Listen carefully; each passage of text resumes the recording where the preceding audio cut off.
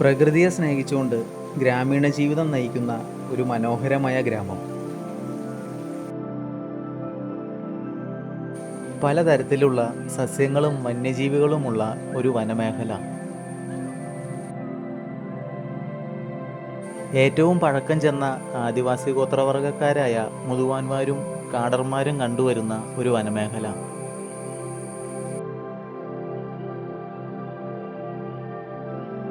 കൂടുതൽ ആനകൾ കാണപ്പെടുന്ന ഒരു വനമേഖല.